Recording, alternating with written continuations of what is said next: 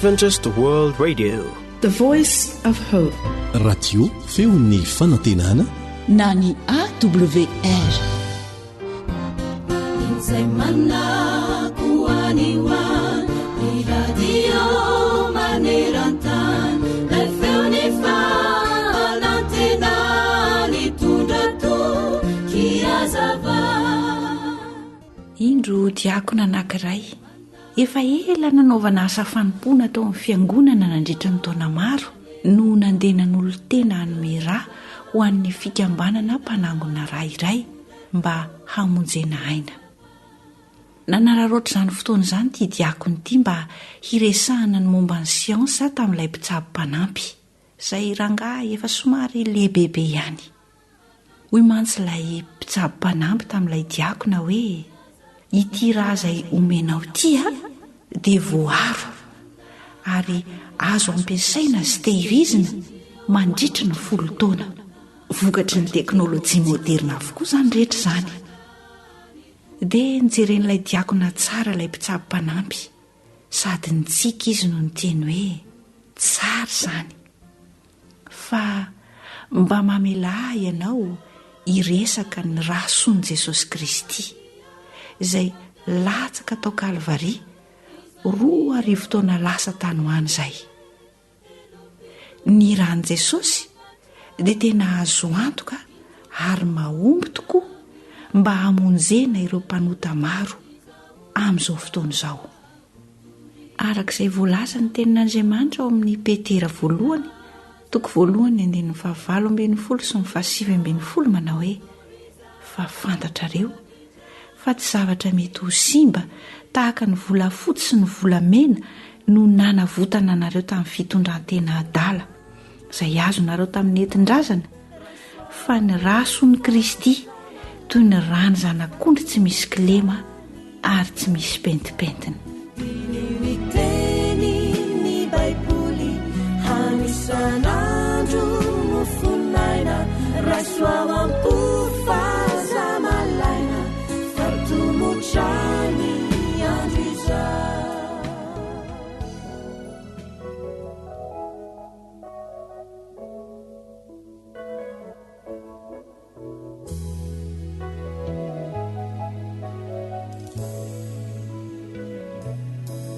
Si j'avais les richesses que ce monde peut donner, si je ne manquais de rien, je me sentirais très bien.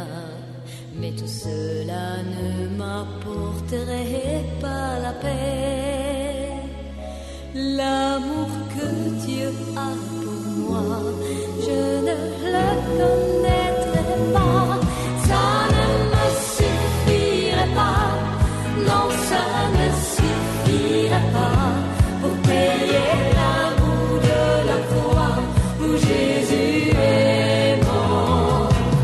Je ne peux pas acheter une goutte de ce sang qu'il a versé pour me sauver. Groupe Jude 25. Si j'avais les richesses que ce monde peut donner, je pourrais distribuer à ceux qui en sont privés tout cet argent que j'aurais entre mes mains. Mais je ne pourrais jamais gagner mon éternité.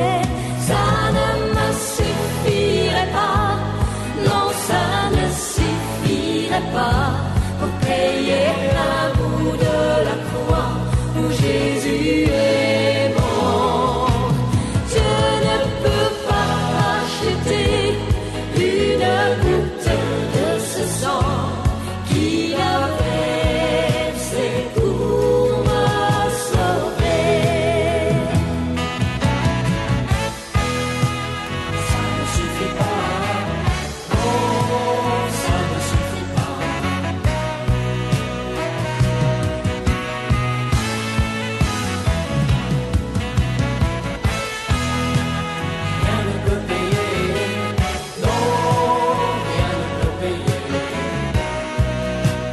radio feon'ny fanantenana.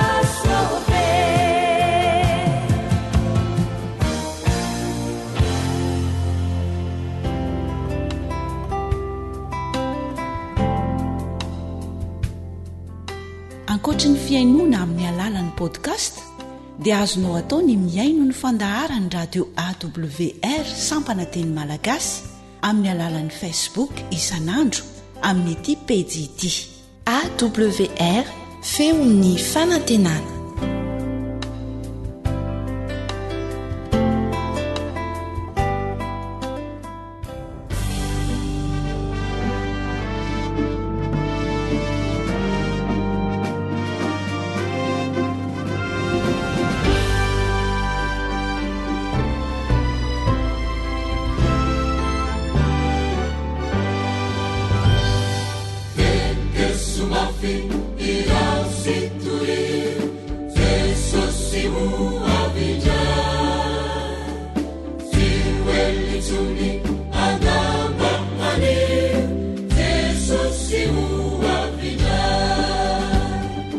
Alasara ny faminanin'ny Baiboly. Alasara ny faminanin'ny Baiboly.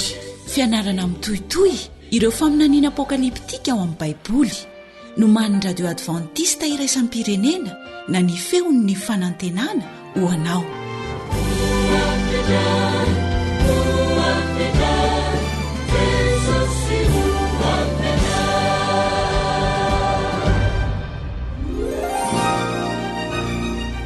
Onoa, efa mba voafita kafe ianao io?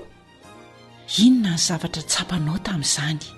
Fantatrao ve fa ny fitaka lehibe indrindra teo amin'ny tantaran'ny tany dia nitarika ao amin'ny iray amin'ireo fisandohana lehibe indrindra hatramin'izay. Hozaraina aminao ny fomba ialana amin'izany fisandohana lehibe izany dia ny tsy mbola diso oriana loatra.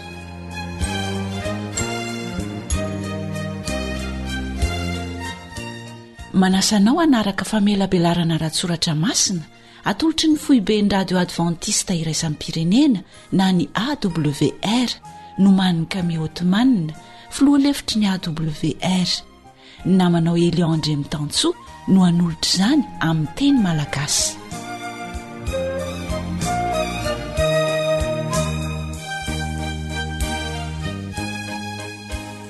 Eliandre Mitantsoa no anarako ho antsika izay voizao no manaraka ity famelabelarana ity. Faly atafahoana aminao indray ao anatin'izao fiarah-mianatra izao. Tsara ny mampatsiaro antsika mpiara-mianatra fa mifampitohy, izany hoe mifampiakina avokoa ny famelabelarana rehetra atao eto. Ka raha toa tsy teo ianao tamin'ny famelabelarana mikasika ny sabata sy ireo fiarah-mianatra hafa rehetra natao teto dia aza manahy fa azonao atao ny miaino sy maka an'izany ao amin'ny reto roy na adresy reto: feofanantenana.org. mitambatra ilay hoe feofanantenana, feofanantenana.org, na koa ao amin'ny awr.org. awr.org. Misy fandalinana soratra masina azonao arahana tsara koa ao. Ankoatran'ireo dia azonao atao koa ny mamerina miaino ireo famelabelarana rehetra ao anatin'ity pejy Facebook ity. Ary efa be dibe nareo no manao an'izay. AWR feo ny fanantenana, AWR feo ny fanantenana, na ao amin'ny YouTube AWR MLG, zay ny ao amin'ny YouTube awr mlg. Azonao atao koa ny mianatra baiboly maimaim-poana amin'ny alalan'ity pejy Facebook manokana ity sy mametraka fanontaniana feo fanantenana zay fotsiny no anarany feo fanantenana. Ankoatr'ireo dia azonao atao ny miantso anay amin'ireo larana telefônina zay averimberinay matetika eto.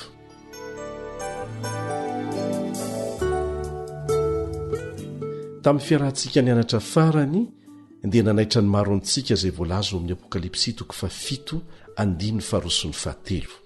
Apokalipsy 7:7 izay ho averintsika vakiny indray. Ary hitako fa endro nisy anjely hafa koa niakatra avy tany amin'ny fiposahan'ny masoandro, nanana ny fanombokasen'Andriamanitra velona, ary izy niantso ny anjely efatra izay navela nimba ny tany sy ny ranomasina tamin'ny feo maherina na hoe: aza manimba ny tany na ny ranomasina na ny hazo mandra-panisinay tombo-kase eo amin'ny handry ny mpanompon'Andriamanitsika. Ity faran'ity zany no tena manitikitika ny saintsika.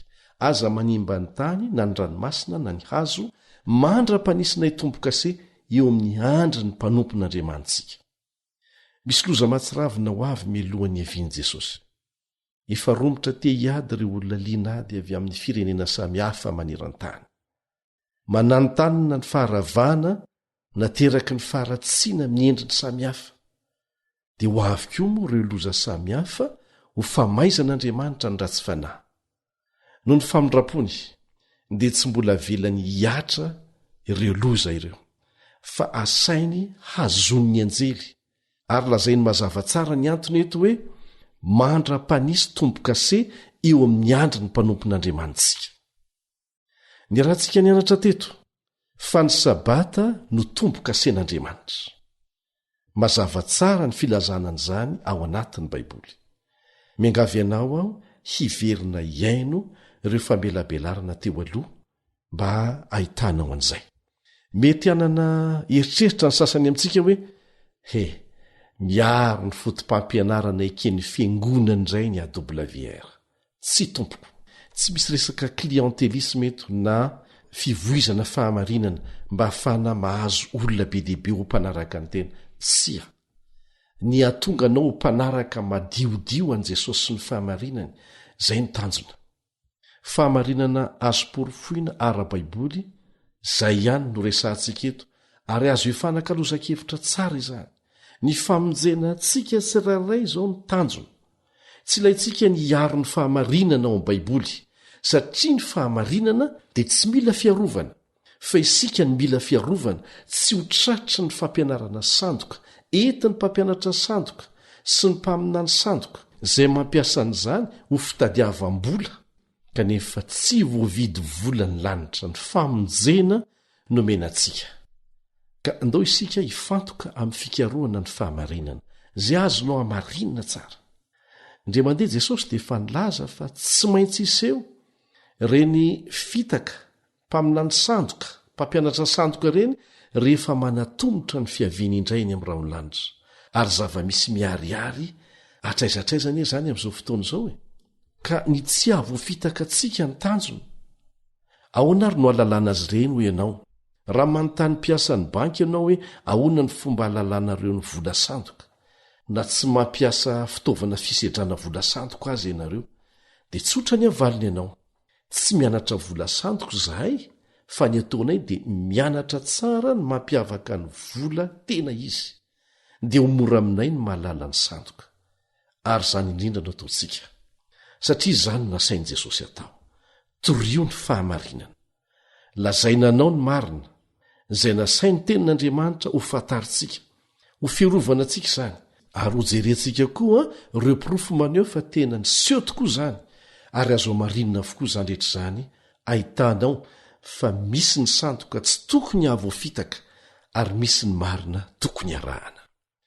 Eto am-boalohany dia tianay manamafy fa tsy natao hanenjehana na iza na fiangonana na olombelona ity famelabelarana ity, fa natao izany satria asain'Andriamanitra ataontsika ahalalany tsirairay marina, averina ihany, ho vavolombelona amin'ny firenena rehetra, hoy Jesosy, ahatonga ny tsirairay ho afaka manao safidy tsy antery, dia ny fitsaran'Andriamanitra no andiso na hanamarina izay nanao safidy diso fa tsy olombelona, satria izy izay tompony fahamarinana ny tompony teny farany. Zonao arak'izany ny alalan'ny marina ary baika eo avy amin'ny fahefan'i Jesosy no tsy maintsy ilazana an'izany maika. Andeha hivavaka isika ary a milohany hidirantsika amin'ny lohahevitra amin'ny tian'io ity.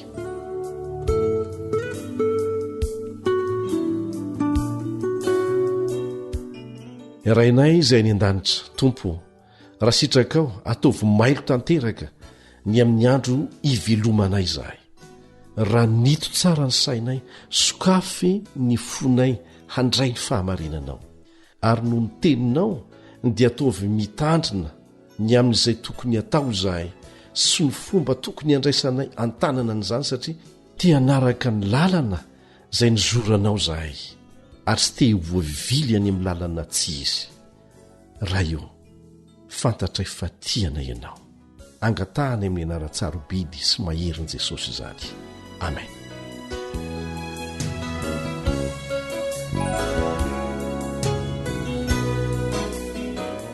Asa raha vao marika eo fa matetika ny zavatra anankiray tsy mifanaraka amin'izay fomba fisehony ity ivelany. Mety mamitaka ilay izy. Aka ohatra isika.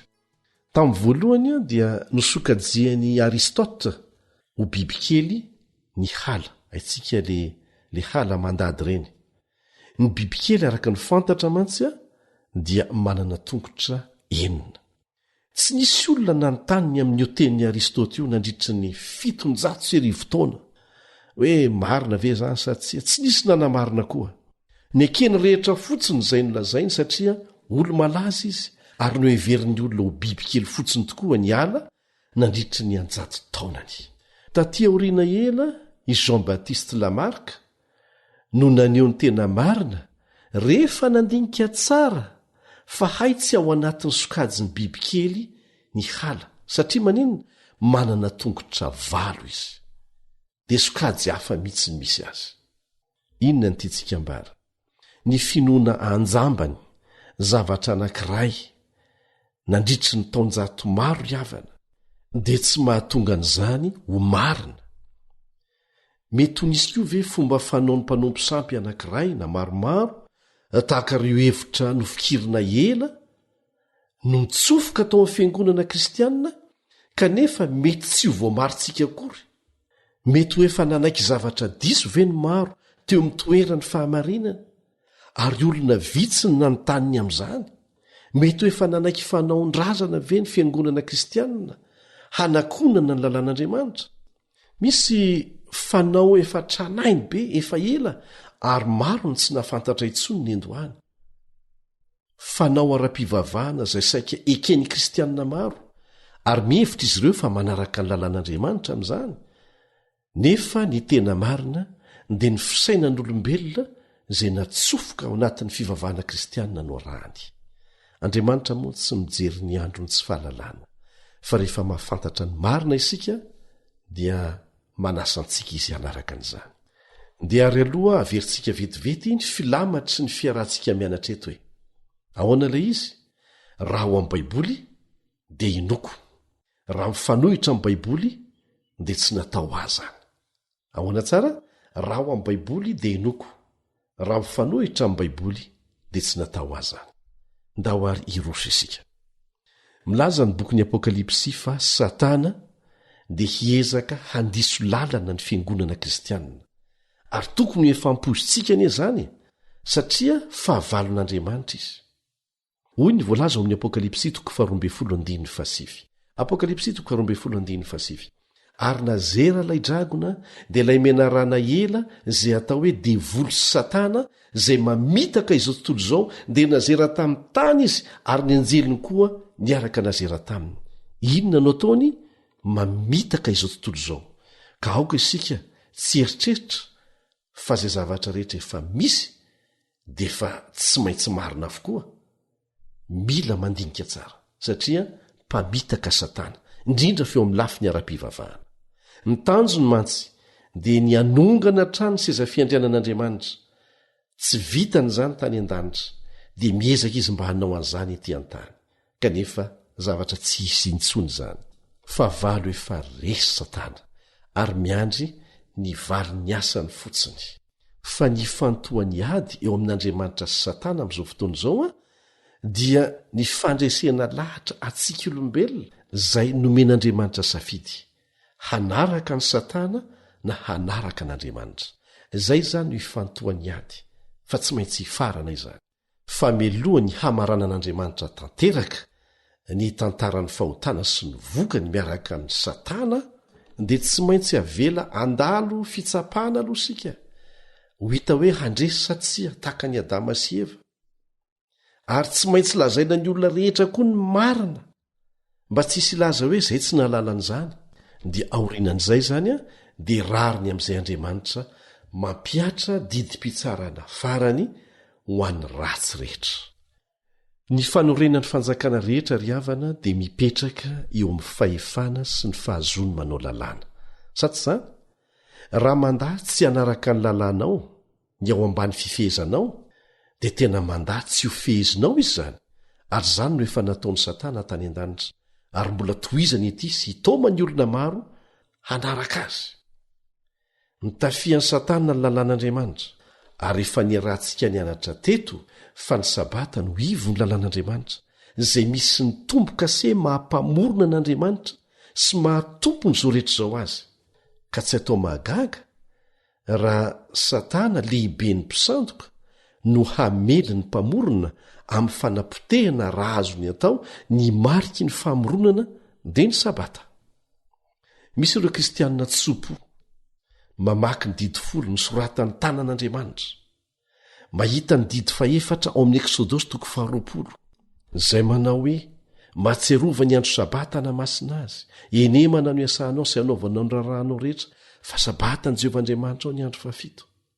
Rehefa mamaky an'izany izy ireo dia sahiran-tsaina, satria ny fiangonana ivavahan'ny akamaroany izy ireo dia tsy mitandrina izany andro izany, kanefa manamasina andro hafa. Azo antoka nefa fa tsy niova ny fitandremana an'izany ao amin'ny Baiboly manontolo. Magaga fa ny andro voalohany izay midika ho alahady dia tsy voalaza mihitsy ao amin'ny Apokalipsy. Ary imbaly kosa nefa ny voatonona ao amin'ireo boky hafa ao amin'ny Testameta vaovao ny hoe andro voalohany amin'ny herinandro. Andro voalohany amin'ny herinandro. Imbalo no ilazana an'izany. Ka raha mihevitra ny olona fa misy baiko hitandremana ny alahady ho amasinina ho solon'ny sabata, dia tokony ho hita ao amin'ny iray amin'ireo andala-tenin'ny Baiboly miresaka ny andro voalohany izany. Sa tsy izany? Mitadiny marina no ataontsika eto, tsy misy famelezana an'izaniza na torabato an'izaniza, fa isika rehetra samy maniry ho tonga any an-danitra, na ny manana ny diso na ny mahafantatra ny marina. Andeha hianatra pahatsora-po ny marina isika, satria atapitrisany kristianina tsopo izay mino an'Andriamanitra ho mpamonjy azy, tia ny Baiboly, kanefa manamasina ny alahady ho andro fivavahana. Nahoana ny Baiboly no anginany amin'izany lohahevitra izany? Asa raha fantatrao fa misy anankiray amin'ireo faminaniana lehibe ao amin'ny bokin'ny Apokalipsy no ahitana ny lohahevitra momba ny nahatonga an'izany fanovana ny ninana tao tamin'ny lalàn'Andriamanitra izany. Tsy hazava amintsika nefa izany raha tsy mianatra amin'ny saina vonona ny alalan'ny marina isika. Araka ny efa nolazaina teo aloha dia 8 ihany ny andininy ao amin'ny Testameta vaovao izay ahitana ny fitenenana momba ny andro voalohany amin'ny herinandro. Imbalo miverina izany ao amin'ny Testameta vaovao. Ao amin'ny Baiboly ny alahady dia antsoina mandrakariva hoe andro voalohany amin'ny herinandro, fa ny asabotsy indray dia antsoina hoe andro 7. Ampiasaina hatrany ny isa hanamarina ny andro ny herinandro manomboka hatrany amin'ny Genesisy hatrany amin'ny Apokalipsy. Ny fanisana no nampiasain'Andriamanitra, fa tsy nanome anarana andro izy. Mbola irasantsika eo ny antony aoriana. Andahoany eo asesitsika ny famakiana reo 9 ao amin'ny Baiboly izay ahitana ny fanononana hoe andro voalohany amin'ny herinandro, dia hiangaviako mihitsy ianao handray naoty, dia ho jerentsika amin'ny saina mazava raha misy am'ireo andininy ireo manosokevitra na kely aza fa tokony ho tandremana ho masina ny andro voalohany amin'ny herinandro na tsia.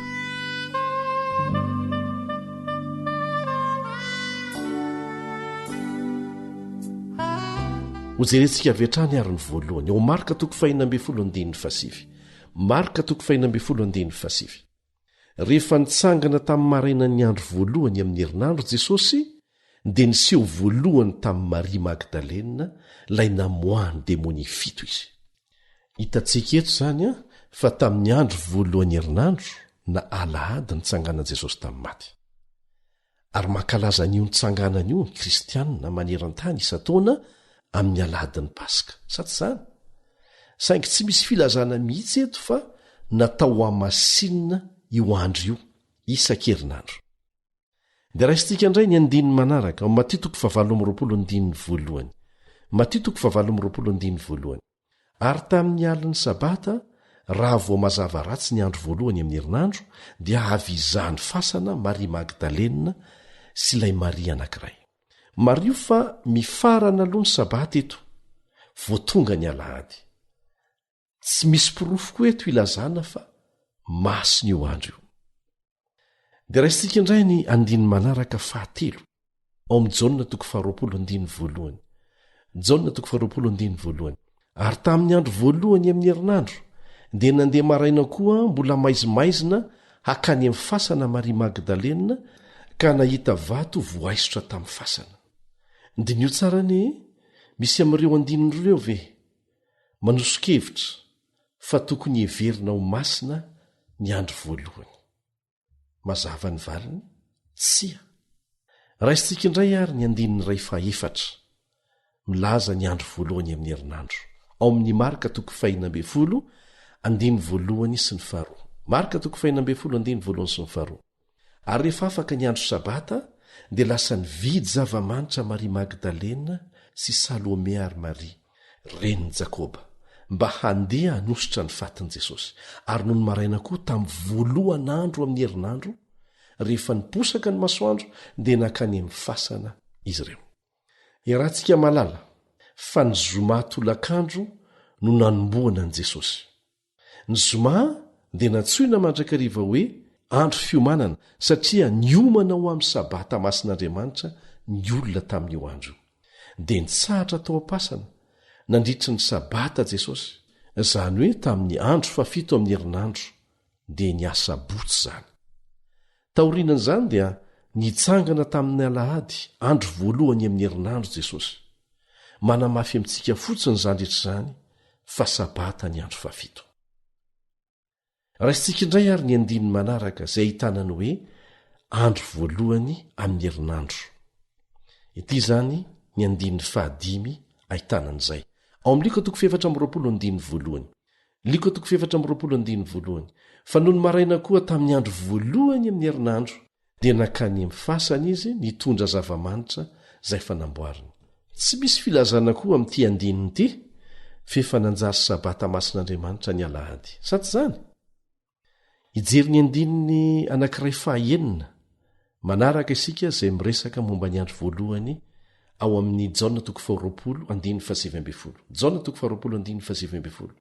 Ary rehefa riva n'ilay andro voalohany amin'ny herinandro, rehefa voarindrina ny varavarana izay niangona ny mpianatra no ny fatahoran'ny jiosy, dia tonga Jesosy ka nitsangana teo fovoany dia nanao taminy hoe fiadanana ho anareo.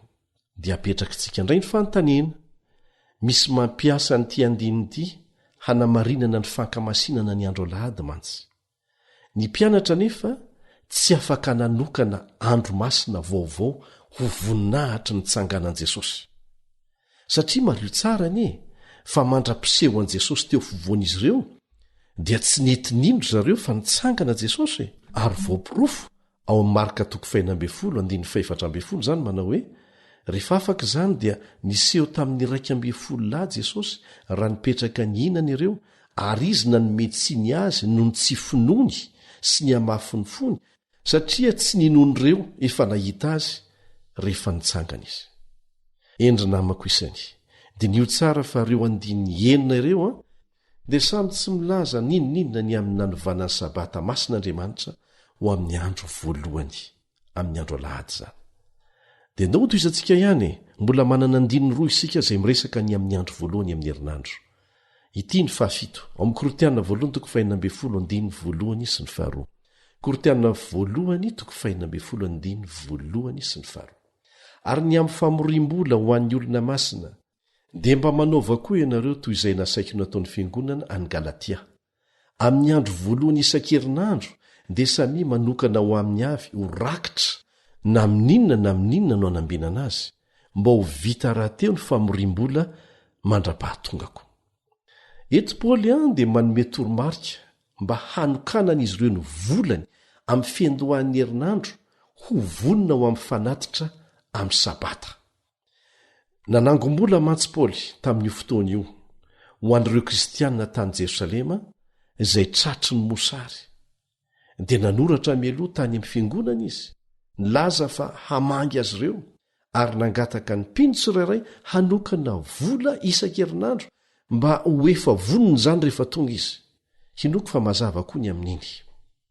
Dia ho jerentsika ny andininy anankiray fahavalo farany ao amin'ny Asin'ny Apôstôly toko 2:7 izay miresaka ny amin'io andro voalohany io ihany. Asin'ny Apôstôly toko 2:7.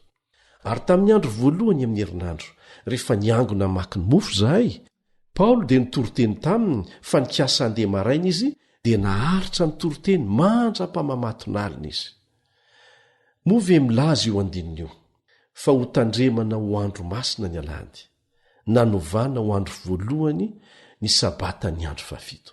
Sia ny hoe mamaky mofo sy ny hoe mankalaza fandraisana ny fanasan'ny tompo tamin'io fanompompivavahana io dia tsy manondro fa masina io andro io, satria lazain'ny Baiboly tsara rehefa mamaky isika fa namaky mofo isan'andro anie ny mpianatra.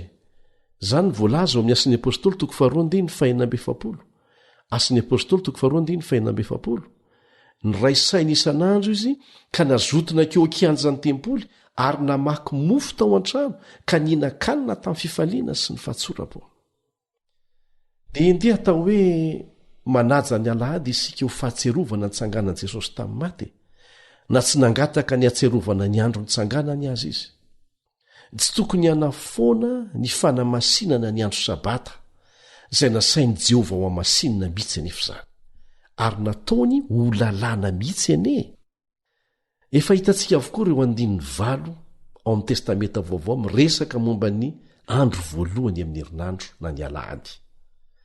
Ianao mihitsy ny mahita fa tsy nisy mihitsy na endrika kely ny fanovana ny andro sabata andro fahafito ho lasa alahady tamin'ireo andininy 8 mivakitsika ireo. Dia mipetraka ary ny fanontaniana, ahoana ary natonga ny fiovana teo amin'ny andro fivavahana? Satria ny ray amin'ireo ny tsy maintsy izy. Kristianina tsopo maro no mamaky ny Lioka 4:4. Lioka 4:4 izay milaza mazava fa Jesosy araka ny fanaony dia niditra tao amin'ny sinagoga tamin'ny andro sabata. Tsy pio tsara ilay hoe araka ny fanaony. Efa ny anarantsika teto koa izay voalazan'i Jesosy ao amin'ny Mateo 4:20. Mateo 4:20 rehefa niteny tamin'ny mpianana izy mba hivavaka mba tsy ho amin'ny andro sabata no antosirana izy ireo amin'ny fotoana handravany ny fahavalo any Jerosalema izay niseho 40 taona taorianany akaran'i Jesosy tany an-danitra. Izany hoe milaza Kristy eto fa ny mpianany dia hitandrina sabata 40 taona aty aoriana. Inoko fa mazava amintsika izany. Ao amin'ny Asin'ny Apôstôly toko 7:1-7. Asin'ny Apôstôly toko 7:1-7 dia tanàna ray manontolo ny nampianarin'ny Paoly hitandrina ny sabata. Dia efa nianarantsika teto koa fa ny andro ny tompo voalaza ao amin'ny Apokalipsy toko 1:10 dia ny sabata. Ao amin'ny Lioka toko 5:5 dia milaza mazava fa andro ny tompo ny sabata. Mbola manamafy an'izany koa Jesosy eo amin'ny Marka toko 2:17 sy ny 20 sy ny Mateo toko 12:9 famerenana izay efa nizaraina tamintsika teo aloha fotsiny izay.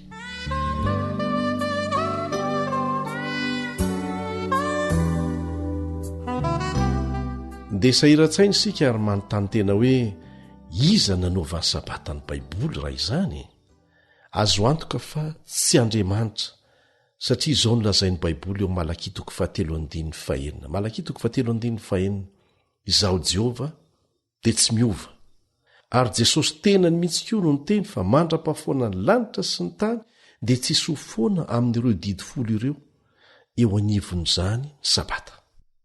Mampahery ny malala fa Jehova dia tsy miova, fa isika no vadibadika oatra ny lelamay miovaova foana, izay moa maha-olombelona efa simba ny fahotanantsika. Tena antony anankiray hitiavako an'Andriamanitra izay izy tsy miova izay. Ary amafisy ny mazava ao amin'ny Hebreo 13:7, Hebreo 13:7 fa Jesosy Kristy no tsy miova ho maly sy anio ary mandrakizay. Arak'izany dia tsy nanova ny sabata Andriamanitra, tsy nanova ny sabata Jesosy, ary tsy nikasa hanova ny sabata koa ny mpianatra sy ny apôstôly. Ka izao ny fanentanana ataon'Andriamanitra amintsika menakavy eo anatrehan'izany. Ao amin'ny Asan'ny Apôstôly 5:7, Asan'ny Apôstôly 5:7, Andriamanitra ny tokony ekena mihoatra noho ny olona. Ahoana hoe Andriamanitra ny tokony ekena mihoatra noho ny olona? Resaka fivavahana amin'ilay Andriamanitra namorona sy namonjy antsika rahateo izy ity, fa tsy resaka fanajana hevitr'olombelona na antokon'olombelona. Ka izao ary ny fanontaniana, iza ary nanao an'izany fanovana izany? Aza manahy fa afaka milaza mazava an'izany ny baiboly. Aoka isika hazoto hianatra, ary hianatra amin'ny fahatsorapo. Ao amin'ny Apokalipsy 3:13, dia misy bibidia voalaza fa niakatra avy tamin'ny ranomasina, maneho tandindona ara-paminaniana fa tsy ara-baky teny ny hoe bibidia eto. Ny 3:13 io no ahitantsika ny mariky ny bibidia dia ny 490. Ahoana ny filazana ny amin'ilay bibidia ary? Ilayntsika ny malala aloha fa ny biby ao amin'ny baiboly dia sary entina maneho ara-tandindona ny fanjakana sy ny hery, fa tsy tena biby mahatsiravina mivoaka avy tao amin'ny ranomasina ara-baky teny akory. Ary izao no aoka tsy esorina ao an-tsaina rehefa mianatra ny boky ny Apokalipsy. Tena tiantsika Jesosy. Fanambarana avy aminy ny boky ny Apokalipsy. Io boky io dia nianarantsika teto, fa tsy boky mistery. Tena taratasy mpitiavana ao antsika io boky io. Ataovy an-tsaina hatrany izany eo am-pamakiana azy, ary azagaga isika raha mampita ny afatra sasany ao amin'ny Apokalipsy izy amin'ny endriky ny tandindona. Tena fahendrena nanaovany an'izany ary mbola ho hitantsika ao anatin'ny fiarah-mianatra oriana. Vakitsika ary ny Apokalipsy 3:13. Apokalipsy 3:13. Ary nitsangana teo ambony fasiky ny ranomasina izy, ary hitako fa indro nisy bibidia niakatra avy tamin'ny ranomasina na natandroka 10 sy loha 7, ary tamin'ny tandrony dia nisy diadema 10, ary tamin'ny lohany dia nisy anarana fitenenan-dratsy. Tena ohatra feno ty hita ity. Biby ao amin'ny baiboly izy io, izay maneho fanjakana na hery ara-pivavahana sy politika. Voalaza eto fa io hery izay miseho io dia hery fitenenan-dratsy mitaky ny zo sy ny fahefana izay an'Andriamanitra irery izy. Dia izao ny toyiny, ary ny bibidia izay efa hitako dia tahaka ny leoparda, ary ny tongony tahaka ny bera, ary ny vavany tahaka ny vavan'ny liona, ary ilay dragona nanome azy ny heriny sy ny seza fiandrianany ary fahefana lehibe. Toy ihany ny fikaroana ataontsika. Iza moa ny dragona? Voalaza ao amin'ny Apokalipsy 12:7, Apokalipsy 12:7, fa Satana no dragona. Araka ny voalaza eto dia vontosany Satana, omeny Satana hery lehibe ity fahefana ity, ary dia miaino azy anjamba n'izao tontolo izao rehefa mamoaka ny lalàny manokana izy, fa tsy lalàna avy amin'Andriamanitra. Dia nanjary lasibatra manoka ny famelezan'ny Satana ny sabata. Ho toizantsika ihany ny fikaroana. Mba ahalalàna ny amin'io bibidia io, dia iverina ny bokin'ny Daniela 7 isika, sary mitovy amin'izay voalaza ao amin'ny apokalipsy 7:10 mantsy no hitantsika ao amin'ny Daniela 7 dia ny liona zany ny bera ny leoparda ary ny dragona. Ny Daniela 7 dia manome antsika ny fanalahidy ahafahana mamoa ny apokalipsy 7:10 mba atakarantsika ny loha hevitra manontolo momba n'ilay bibidia sy ny 920.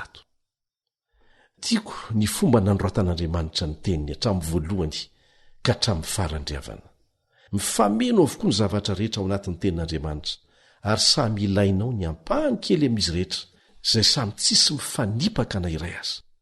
Andeha ho jerentsika ary ny Daniela 7:1-7. Daniela 7:1-7.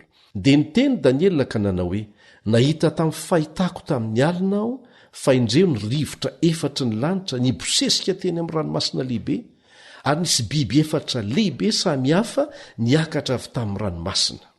Maro izao fanalahidy alalàna ny faminaniany Baiboly zao iza ireo biby lazain'ireo? Zao ny vakitsika eo amin'ny Daniela 7:1-7. Daniela 7:1-7. Ireo biby lehibe 4 ireo dia mpanjaka 4 izay hitsangana avy amin'ny tany. Mpanjaka zany no asehon'ireo biby ireo. Dia lazainy mazava eo amin'ny Daniela 7:7-13. Daniela 7:7-13 fa ilay fa 4 amin'ny biby dia fanjakana fa 4 ety ambonin'ny tany. Eto zany dia nahita biby 4 Daniela izay maneho fanjakana 4. Ireo fanjakana ny feny tany nanomboka tamin'ny andron'ny Daniela dia nitranga nanaraka ny fizotry ny fotoana izay nolazai ny faminaniana mazava araka ny nanehoan'Andriamanitra azy tamin'ny Daniela miloha. Raha niaraka taminay ianao hatramin'ny fiandohana ary nanaraka ny famelabelarana voalohany dia ho tsaroanao fa nahita fanjakana 4 ny fandimby teto tany sika voalaza ao amin'ny Daniela 2 izay tanteraka teo amin'ny tantara arabaky teny zany. Nampahay tantara mino an'Andriamanitra, nampahay tantara tsy mino an'Andriamanitra dia manaiky an'izany. Azonao atao tsara ny mamerina miaino an'ireo famelabelarana rehetra teo aloha amin'ny alalan'ireo roy na adresy omena ianao matetika eto. Raha afaka mandray an-tsoratra ianao dia raiso vetivety ity roy ity averin'Andria mandeha indray zany.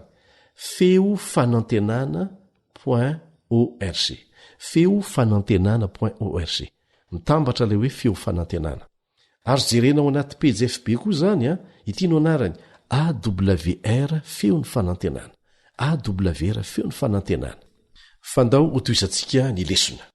Ireo metaly teo amin'ny sary olona naseho an'i Daniela dia maneho ireo fanjakana lehibe ny sesy teto tany nanomboka tamin'ny fanjakan'ny Babilôna, ny tombiasan'ny Mediana sy ny Persiana, Mediana sy ny Persiana ny tombiasan'ny Grika, avy eo ny Grika ny tombiasan'ny Romanina. Taorian'izay dia fanjakana ny zarazara, Eropa amin'ny zarazara no hita, izay mbola hitantsika hatramin'izao.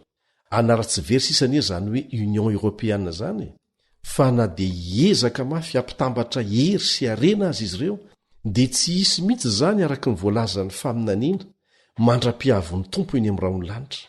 Tsy vitany hoe mbola betsaka ireo firenena tsy tafiditra ao, fa nareo efa ao aza dia mizarazara, misy aza ny lasa indray. Misy foana ny matanjaka sy ny malemikeo etsy andanin'izay araka ny voalazan'ny faminaniana.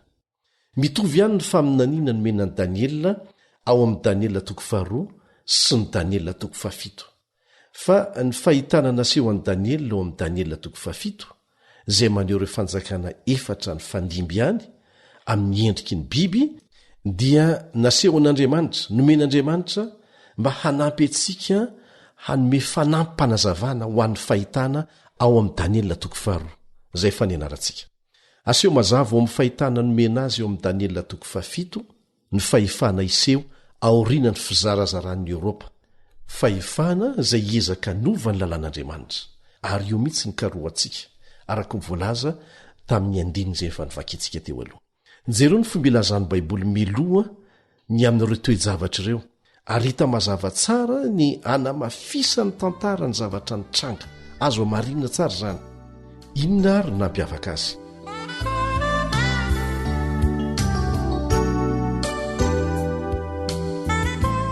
Andeha ho jerentsika tsirairay ary ny fomba nanehoana ireo fanjakana 4 amin'ny endriky ny biby. Atomboko tsika amin'ilay biby voalohany. Hoy ny Daniela 7:7. Ny voalohany dia toy ny liona ary nanana elatry ny voromahery. Nijery ao ambara-panongotra ny elany ary natsangana avy tamin'ny tany izy ka najoro tamin'ny tongony roa toy ny fijoron'ny olona sady natao manana fon'olombelona izy. Tandindona dolo zay a. Ny biby voalohany dia tahaka ny liona zany, izay nanana ny elatry ny voromahery.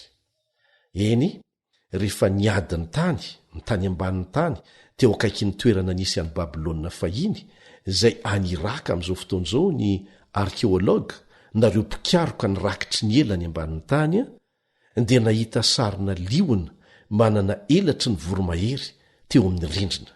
Teo amin'izao tontolo izao fahiny moa dia fantatry ny olona fa maneho any Babilôna ny liona ary zany tokoa. Rehefa zany dia iseho ny firenena manaraka satria tsy hanapaka mandrakizay amin'izao tontolo izao Babilôna araka nefa ny anarantsika azy teto. Jerentsika ary any Daniela 7:5. Daniela 7:5. Ary indro koa faharoa biby hafa tahaky ny bera, izay nampisondrotra ny ila tenany sady nisy taolatezana telo teo ambavany anelanelan'ny nifiny ary toy izao ny voalaza taminy: mitsangana, omana, nofobe. Inona indray milazainy zany? Nandresy sy nanongana ny Babilôna ny fanjakana mitambatry ny Mediana sy ny Persianina, izay naseho tamin'ny metaly volafotsy ary amin'ny Daniela 2 fa aseho amin'ny endriky ny bera izy ato amin'ny Daniela 7. Ny bera ny Mediana sy ny Persianina izay nanandratra ny ila tenany dia maneho ny Persianina izay nanongana ny Babilônianina voalohany. Ny Persianina nanao an'izay voalohany. Aveo ny feny Mediana indray izy ireo. Inona ny voalaza ho teo ambavan'ilay bera? Taolatezana telo. Ny heviny dia tsotra. Babilôna aloha no nydresen'ny Mediana sy ny Persianina voalohany, dia ny anavaratra izy ireo dia nandresy any Lidia, zay ny faharoa. Aveo dia ny anatsimo-ndray dia nandresy any Egipta, zay ny fahatelo. Ireo firenena telo ireo, Babilôna, Lidia ary Egipta, no aseho an'ilay taolatezana telo.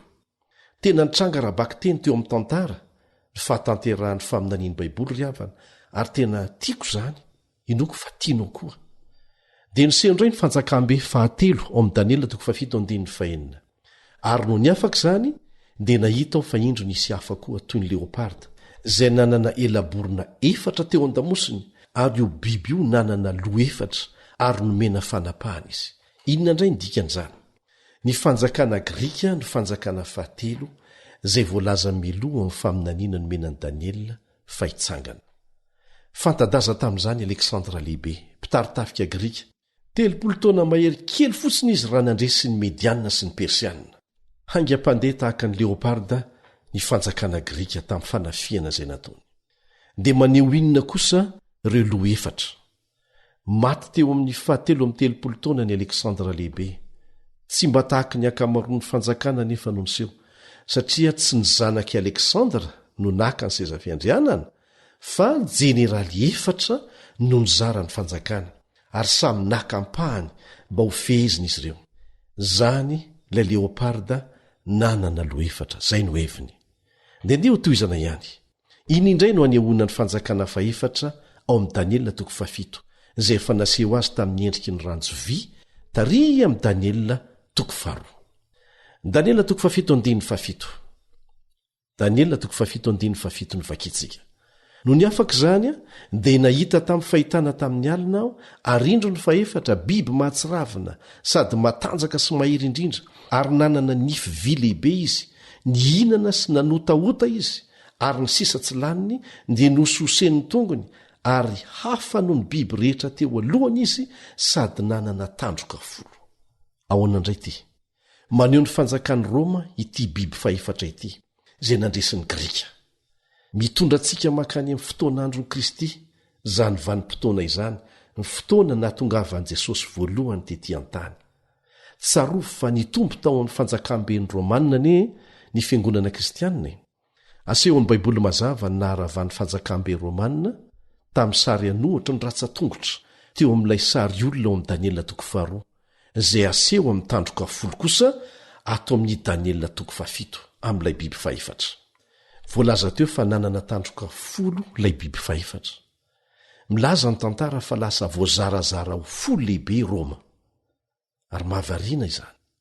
Mampitolagaga ny mpahay tantara rehetra izay namaky ny Baiboly ny fahatanterahan'ireo faminaniana naseho an'i Daniela mikasika ireo fanjakana lehibe ny fandimby ireo nanomboka teo amin'ny fanjakan'ny Babiloniana hatrany amin'ny fihevian'i Jesosy mihitsy.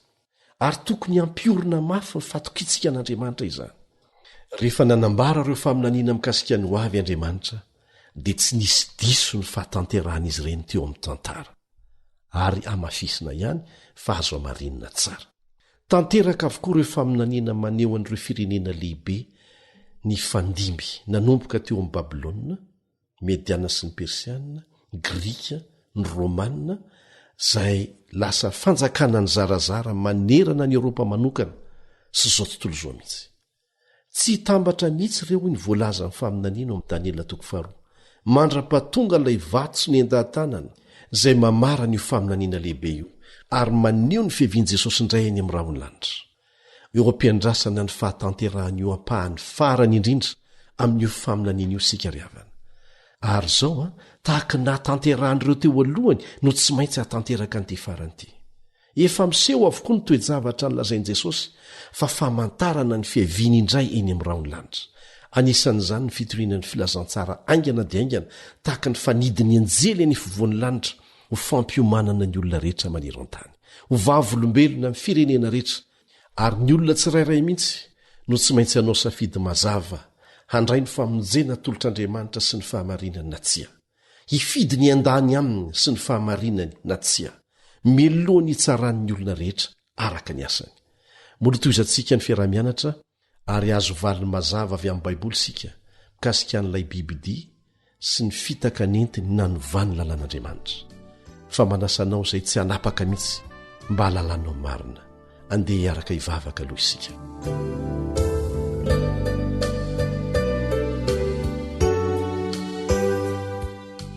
Rainay izay ny an-danitro misaotra noho ny fahamarinana lehibe izay nasehonao anay tao amin'ny teninao. Tsy navelanao hitaintaina ny amin'ny ho avy izahay no ny toe-javatra izay miseho amin'izao fotoana izao, fa efa nambaranao mialoha izany. Ary ny faratampony dia ny fiavianao indray ny amin'ireo lanitra. Ataovy Tompo izay hahatonga anay ho voninao amin'izany. Misaotra anao no ireto mpiaino ireto izay mazoto mianatra ny teninao amin'ny fahatsoram-po. Angatahanay ny fanazavantsaina hatrany avy aminao. Amin'ny anaran'i Jesosy. Amen.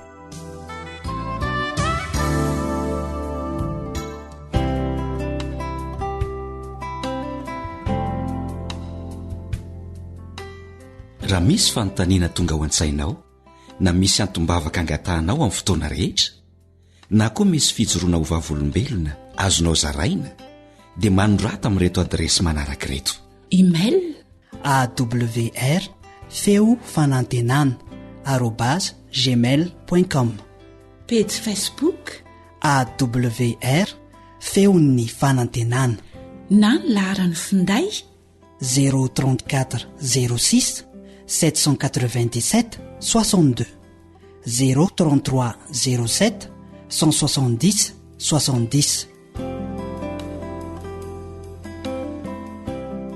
Misaotra anao nahatratra amin'ny farany, fa mbola itoy ny fikaroantsika, itoy ny fiarahantsika nianatra teto androany, aza manapaka mihitsy fa natao ahasoa ny fiainanao amin'izao fotoana izao izany, ary hiankina be dehibe amin'izany koa ny fiainanao mandrakizay. Manao mandra-piona vetivety ary ny mpiara-mianatra aminao Elion Andriamitanso.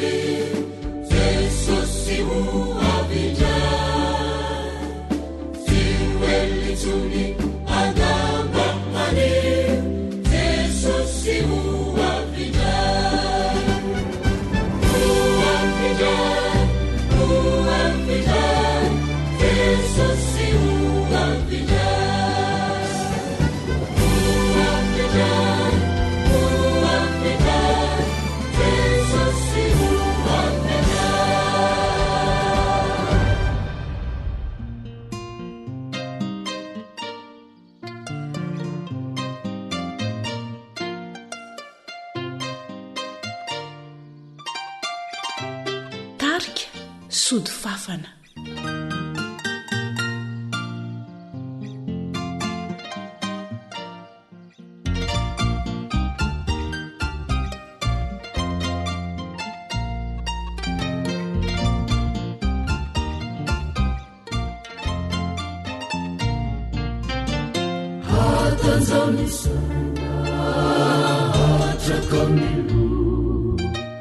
Matsinditsindry ojelyalo ny fo mialina hadiva ny masoandro hiva molo fenomana ny hoave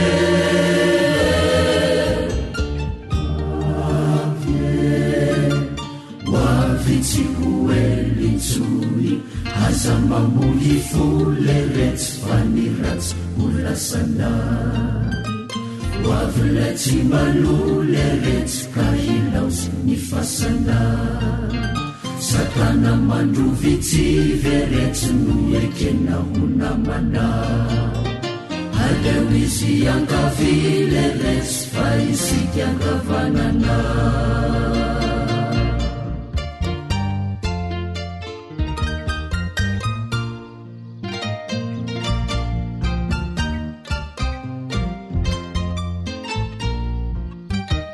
voaziny matory tamimbaky fo ilazalazao fa hoavilay tsito hoavitsy hoela hakireo tavela mitahiry solika fitaiza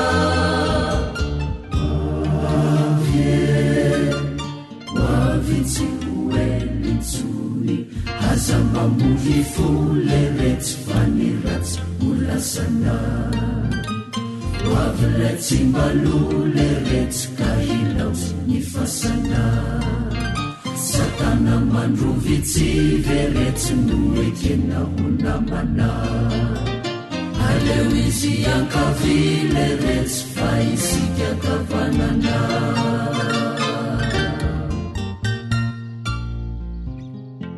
radio awr lay feo mitondra fanantenana isan'andro ho anao.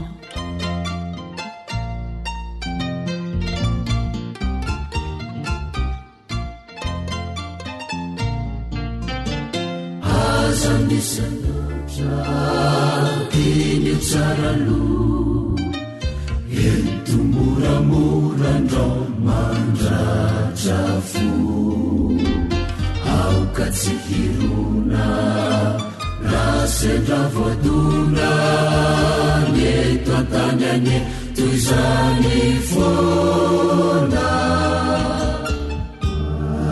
avye hoavitsy hoelintsony aza mamohy fole retsy fa ny ratsy holasana hoavylay tsy mbalole retsy ka hilaosy ny fasana satana mandrovitsy veretsy no ekena ho namana aleo izy ankavile retsy fa isika ankavanana